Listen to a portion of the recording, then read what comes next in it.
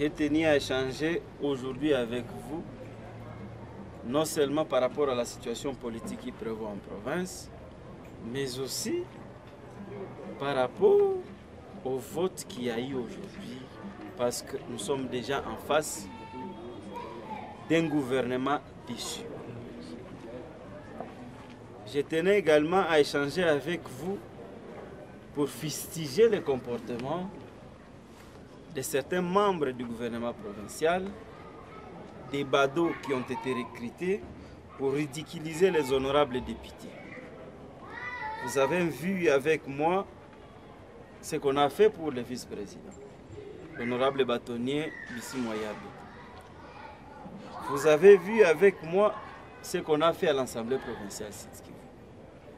On a brûlé l'épinay, on a utilisé les voyous, les enfants dits de la rue, pour empêcher les députés provinciaux du Sud-Kivu d'accéder dans les enceintes de l'Assemblée provinciale du Sud-Kivu.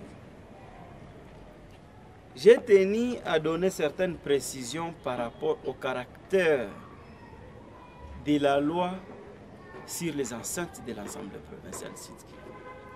Les enceintes de l'Assemblée provinciale du Sud-Kivu sont inviolables. Mais c'était à notre grande surprise de constater que finalement, il y a ceux qui pensent gérer l'Assemblée provinciale, les enceintes de l'Assemblée provinciale, les entrées et les sorties, au-delà des députés qui sont régulièrement membres de l'Assemblée provinciale. Et donc, l'essentiel est que l'Assemblée provinciale condamne fermement tout ce qu'on a fait au bâtonnier honorable vice-président de l'Assemblée provinciale.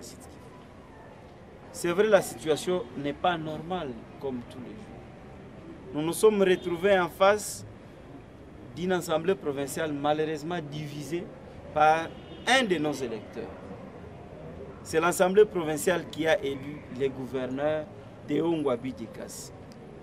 Mais, à notre grande surprise, et c'est la politique, ça nous avons compris, l'Assemblée provinciale s'est retrouvée divisée. Les députés se sont retrouvés divisés. Et qui les a divisés, qui a divisé les députés, c'est lui que nous-mêmes nous avons élu. Moi, le rapporteur qui vous parle, j'étais sous une pétition. Il y a le vice-président qui faisait d'ailleurs l'intérim du président, parce que le président est malade. Il était aussi sous une autre pétition. Et nous avons vu que le rapporteur adjoint, le président, l'honorable questeur, qui n'était pas sous pétition. C'est aussi une autre surprise de voir les autres députés initier des pétitions contre des autres membres du bureau, à l'occurrence du président de l'Assemblée et de l'honorable questeur. Et c'était donc un seul membre du bureau qui était sans pétition et donc qui n'était pas attaqué par pétition au niveau de l'Assemblée provinciale. Suite à cela, le règlement d'ordre intérieur de l'Assemblée provinciale est clair. L'article 22.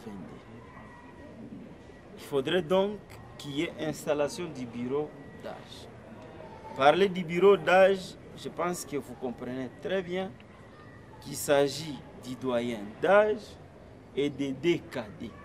Moi, j'étais dans les bureaux provisoires au début de la législature en cours. Il y avait l'honorable Boulambo Kilosho et l'honorable Bassimane Jérémy.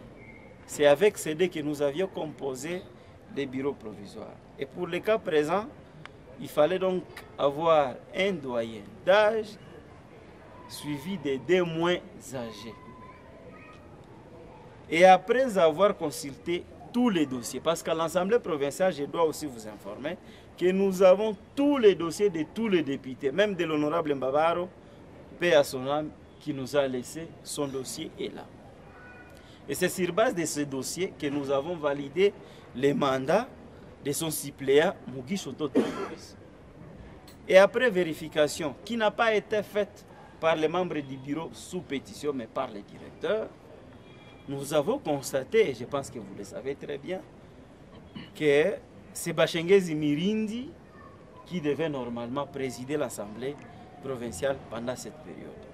Et qui devait être suivi par les deux moins âgés, à l'occurrence de l'honorable Batandi Frédéric et l'honorable Kasilembo Wabatinga Pichu. L'honorable Kasilembo Wabatinga Pichu ayant désisté parce que lui a refusé avec tout ce que vous avez vu à l'Assemblée, des brutalités qu'on a orchestrées à l'endroit des honorables députés, il s'est dit qu'il risque de perdre sa vie pour seulement les bureaux d'âge alors qu'il n'y gagnera rien. Il a désisté. Dans les cas d'espèce, les bureaux d'âge ou le directeur de l'administration qui faisait l'office du président ou celui qui dirige l'Assemblée, quand il n'y a ni les bureaux d'âge, ni les bureaux définitifs sous pétition, il a constaté que celui qui les suivait, c'était l'honorable Musongela Mutambala Georges. Il n'y a pas beaucoup de gymnastique. Nous avons le dossier de chaque député et donc nous devons constater et nous avons compris que les bureaux d'âge ne devaient être constitués que de Bachengezi, de Bissimo Batandi Frédéric et de l'honorable Musongela Mutambala Georges. Mesdames les journalistes et messieurs, bien sûr, je voudrais porter à votre connaissance, comme je l'ai dit tantôt, que le gouvernement Ngwabi Djede, parce qu'il faut parler de ce gouvernement comme ça, est réputé démissionnaire. Ce gouvernement a 48 heures pour remettre sa démission. Le gouverneur sera d'un moment à l'autre notifié et il lui reviendra de remettre sa démission auprès du président de la République, faute de quoi la démission sera constatée d'office. C'est donc ça ce que je voulais vous dire et porter à la connaissance de l'opinion tant nationale que provinciale. Mais également vous appeler à ne pas vous fier aux informations ramassées d'ici et là. Que non, ils étaient 3, ils étaient 8, ils étaient... Je souhaite vous le dire clairement, je suis mieux placé pour avoir l'information, je suis très bien placé pour vous donner les bonnes informations. Les membres du bureau sous pétition ont été entendus par les bureaux d'âge, régulièrement installés, et je pense que vous avez vu les PV, comme moi, et vous avez vu les communiqués convoquant la plénière ou les cérémonies d'installation du bureau d'âge. Moi, l'honorable rapporteur, vous aurez, si vous avez besoin des images, des vidéos devant les députés, vous en aurez. J'ai été entendu. Grâce à Dieu, on a renouvelé la confiance à ma modeste personne. Et donc, je me tiens ma chaise. Et je pense que vous pouvez m'applaudir pour ça et me féliciter parce que ce n'est pas moi qui gagne, c'est la province du Sud Kivu qui gagne. Nous nous sommes retrouvés divisés par une personne que nous-mêmes, nous avons élue. Mais la population du Sud Kivu peut s'en féliciter parce qu'elle est restée inchangée. L'honorable vice-président Bissi Moyabe Taïtunda a été entendu.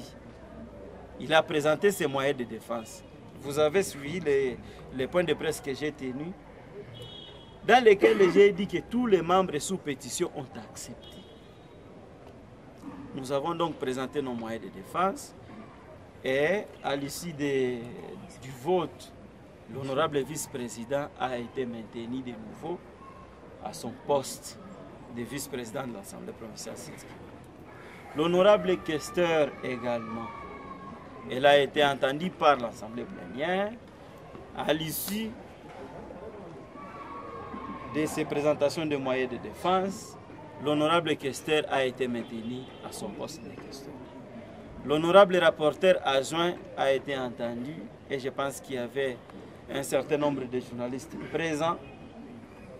Ils ont donc constaté que tous les membres du bureau, les 4 membres sous pétition ont été entendus et à l'issue de leur présentation, un vote est intervenu et chacun de ces 4 membres a récupérer son poste. Donc on a renouvelé la confiance à la personne de celui qui occupait le poste sous pétition. Par rapport au président Louamira Barumana Zakari, qui est malade, le règlement d'ordre intérieur est clair, que l'on ne pouvait pas traiter sa question alors qu'il était absent. Il devait donc présenter aussi ses moyens de défense.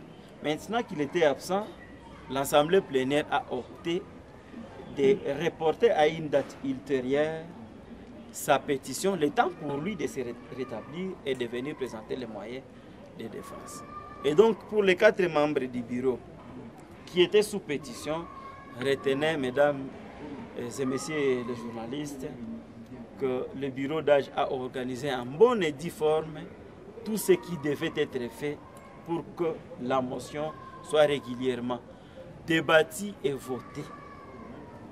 Je voudrais également vous informer qu'après l'installation, parce que la procédure exige que le bureau d'âge soit régulièrement installé conformément au règlement intérieur, une fois que le bureau d'âge est installé, c'est le bureau d'âge. Le bureau d'âge n'a pas un autre mandat que d'organiser les débats ou de convoquer une plénière au cours de laquelle on va débattre sur les pétitions des membres qui sont attaqués. Et après ça, procéder à l'installation du bureau définitif. Pour les cas d'espèce, les bureaux d'âge nous ont entendu avec toute la plénière. Nous avons présenté nos moyens de défense et après, on a renouvelé la confiance. Qu'est-ce que les bureaux d'âge devaient faire? C'était de remettre les bâtons de commandement au bureau pour continuer avec le processus. Ce qui a été fait, c'est donc ça. Et après ça, les bureaux définitifs, une fois réinstallés parce qu'il était déjà désinstallé, l'honorable vice-président Bissi Moya Betaïtounda, qui fait office du président de l'Assemblée, parce que le règlement, je dois donc vous informer également, que le règlement d'ordre intérieur est clair. Une fois que un membre du bureau est menacé d'une pétition, à partir de ce moment-là, il ne peut poser aucun acte parce qu'il n'a plus sa qualité avec la pétition. Voilà pourquoi, moi, quand j'étais rapporteur, avec la pétition, j'étais donc obligé de céder. Mais heureusement qu'il y avait un rapporteur à jouer qui faisait office du bureau. Il a continué à expédier des affaires courantes. Voilà donc tout ce que je voulais mettre à votre disposition, mais aussi laver les inquiétudes et les suspicions qui circulent, comme quoi ils étaient autant et tout. Nous nous sommes régulièrement réunis. L'Assemblée provinciale est composée de 48 députés. Les députés ont siégé aujourd'hui. Au-delà des menaces que vous avez vécues avec moi à l'Assemblée. Moi, j'ai été menacé, pour votre information, que je devais être brûlé dans mon véhicule et avec mon véhicule. Dieu aidant, je suis là. C'est donc ça, en bref, ce que je voulais mettre à votre disposition. Nous sommes en face d'un gouvernement déjà déçu. Monsieur Théo Ngwabidje, ex-gouverneur, est censé déposer la lettre de démission du gouvernement provincial dans 48 heures, faute de quoi la loi s'impose. On ne négocie pas avec la loi, on applique la loi. S'il y aura d'autres préoccupations, il reviendra à ce gouvernement de s'adresser maintenant à la Cour constitutionnelle. Comme ça a été le cas, parce qu'il était attaqué, il a été déçu, il est parti à la Cour constitutionnelle, enfin réhabilité.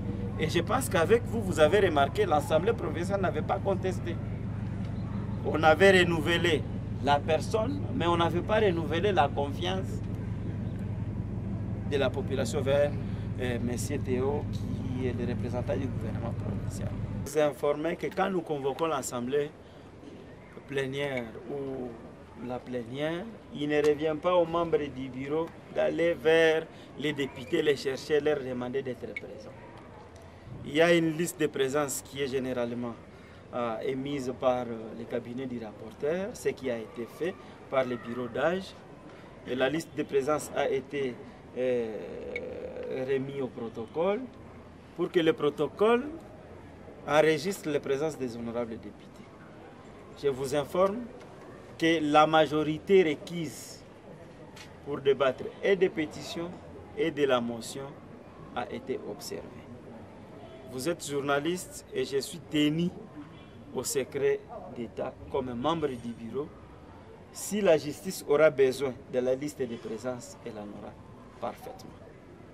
C'est vrai, quand on est touché, on ne peut avoir que des échappatoires. Mais je vous informe que et la majorité des sièges et la majorité des décisions, toute cette majorité a été acquise. Je vous informe également que par rapport à la motion, aucune majorité n'est exigée, surtout au vote. L'Assemblée provinciale, avec son règlement intérieur, fonctionne avec deux principes.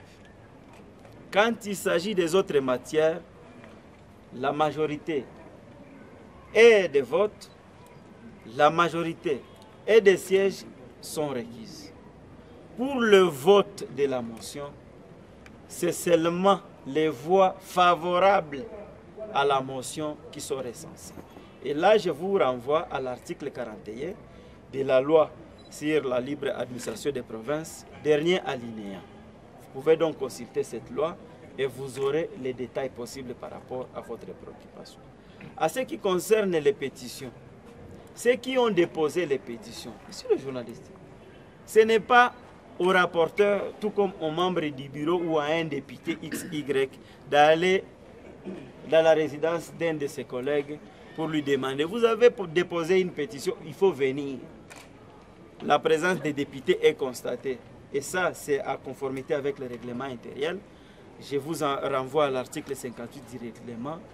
On constate la présence des honorables députés, soit par appel nominal, soit par les signatures apposées sur la liste de présence. Donc, rassurez-vous que toutes les majorités ont été requises pour siéger et pour décider. Vous avez suivi avec moi que pour les pétitions, parce qu'il y avait, pendant que l'on traitait encore les pétitions, pendant qu'on voulait traiter des pétitions, il y avait encore la majorité pour siéger. Nous avons siégé régulièrement. Et après, nous avons tenu une séance subséquente. Et là, je vous renvoie également à l'article 31 du règlement intérieur qui prévoit qu'une séance subséquente peut être convoquée pour continuer sur l'ordre du jour qui était déjà rendu public par les rapporteurs, non seulement du bureau provisoire, mais par les bureaux de l'Assemblée provinciale. Je pense que c'est l'essentiel par rapport à ça. Retenez que toutes les majorités, et pour les pétitions et pour le vote de la motion, ont été requises. On a convoqué la séance plénière à 10 h. La séance a été constatée, convoquée, et après cette séance, on peut faire une séance subséquente.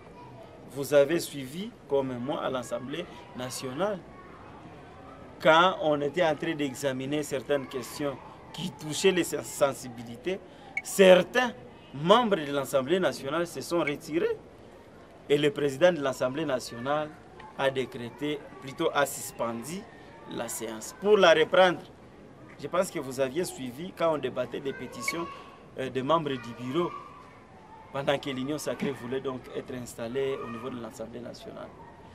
Et donc, je vous informe que la séance subséquente intervient après la première séance convoquée. On ne parle pas des jours, on ne parle pas des heures, mais après la première séance convoquée, on peut tenir une séance subséquente. L'Assemblée provinciale, tant que le mandat est encore en cours, même un jour avant l'expiration du mandat, il peut y avoir toujours un contrôle. L'Assemblée provinciale est une église au milieu du village. Je vais vous parler avec ma propre expérience. Je suis député, j'ai bâti campagne seul et je n'avais jamais vu une autorité morale venir en aide pendant que j'ai bâti ma campagne. J'ai été élu et aucune autorité ne peut vous dire qu'elle a des ordres à donner à la personne de l'honorable Kama. J'ai souffert seul Et Dieu a voulu que je sois élu député, je le suis aujourd'hui. Donc, aucun ordre de Kinshasa comme vous avez posé la question. Les députés provinciaux sont libres de contrôler qui que ce soit. D'ailleurs, ça nous a étonnés, nous, députés provinciaux. Nous avons invité les ministres provinciaux de l'Intérieur. Ça n'a pas fait écho, aucun problème avec le gouvernement provincial. Nous avons invité Madame la ministre provinciale de l'Éducation. Aucun problème. Seulement parce qu'il s'agit d'un gouverneur, il y a les autorités, Kinshasa, c'est Kinshasa qui a limite. J'ai saisi cette occasion pour vous préciser qu'aucune autorité morale à Kinshasa a instrumentalisé les députés. Vous informez également que l'Assemblée provinciale est composée de responsables. Je ne vois pas un homme, un responsable, un parent se laisser manipuler par un autre pour ses intérêts. Donc je vous confirme que Kinshasa n'a rien à faire avec ce que l'Assemblée provinciale peut faire en province. Par contre, l'Assemblée provinciale déplore les immixtions du vice-premier ministre et ministre de l'Intérieur. La loi est claire là-dessus. Nous, l'Assemblée, comme tous les autres députés provinciaux, nous ne sommes pas sous l'autorité du vice-premier ministre de l'Intérieur. Nous sommes une Assemblée provinciale, nous ne dépendons à rien avec le vice-premier ministre de l'Intérieur. Est-ce qu'il y a eu trouble à l'ordre public? Est-ce que vous avez retrouvé un député qui s'est battu avec un citoyen ordinaire? Est-ce que vous avez retrouvé un député en train de commettre des dégâts? Non.